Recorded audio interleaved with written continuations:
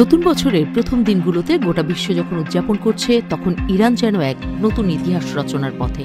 ১৩ জানুয়ারি ২০২৫ এই দিনটি হয়তো বদলে দিতে পারে ভূরাজনীতি এবং পারমাণবিক শক্তির দুনিয়াকে।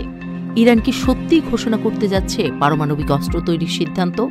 ইরান তার পারমাণবিক কর্মসূচি নিয়ে আলোচনায় ফেরার ঘোষণা দিয়েছে। তবে পশ্চিমাদের শঙ্কা, এই আলোচনার উদ্দেশ্য কি শুধুমাত্র এক শান্তিপূর্ণ সমঝোতা, নাকি পারমাণবিক শক্তি আরও বাড়ানোর জন্য এক ছক? ২০১৮ পর থেকে পরিস্থিতি বদলেছে অনেক। যখন যুক্তরাষ্ট্র পারমাণবিক চুক্তি থেকে বেরিয়ে ইরানের উপর নিষেধাজ্ঞা চাপিয়েছিল, তখন ইরান সেই সিদ্ধান্তকে প্রতিশোধমূলকভাবে নিজের শক্তির সুনির্দিষ্ট প্রদর্শনে পরিণত করেছে। উন্নত সেন্ট্রিফিউজ ব্যবহারের মাধ্যমে ইরান আরও শক্তিশালী হয়েছে। এখন বিশ্ব সম্প্রদায় দেখছে ইরান ৬০% ইউরেনিয়াম সমৃদ্ধ করে পারমাণবিক বোমার জন্য প্রয়োজনীয় ৯০% দিকে এগিয়ে যাচ্ছে। তেহরান পশ্চিমাদের জন্য বিশাল থ্রেট তৈরি করেছে। ইরানের পারমাণবিক কর্মসূচি পশ্চিমাদের চোখে আন্তর্জাতিক রাজনীতি ও নিরাপত্তার অন্যতম মুখ্য প্রশ্ন হয়ে দাঁড়িয়েছে।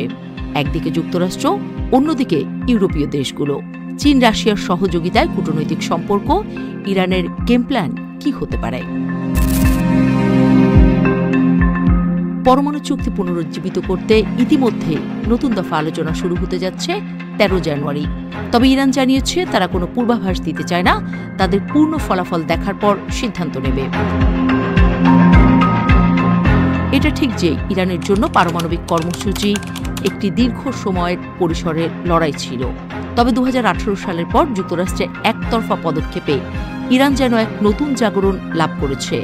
তাদের এখন ৬০% সমৃদ্ধ ইউরেনিয়ামের মজুদ, আর মাত্র ৩০% কি তাৎক্ষণিক পারমাণবিক শক্তি তৈরির জন্য যথেষ্ট নয়?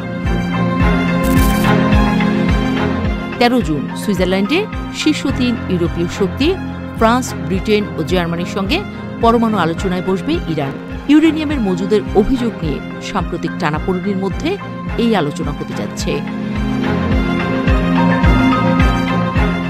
ইরানের আইন ও আন্তর্জাতিক বিষয়ক উপপররাষ্ট্রমন্ত্রী কাজেম ঘারিবাবাদি বলেছেন, আগামী ১৩ জানুয়ারি জেনেভায় ইরান ও ইউরোপের ৩ দেশের মধ্যে নতুন দফা আলোচনা অনুষ্ঠিত হবে।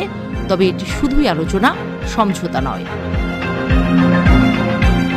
গত ১৭ ডিসেম্বর ৩ ইউরোপীয় দেশ অভিযোগ করে, কোনো বিশ্বাসযোগ্য বেসামরিক চুক্তি ছাড়াই ইরান উচ্চ সমৃদ্ধ ইউরেনিয়ামের মজুদ নজিরবিহীন মাত্রায় উন্নীত করেছে।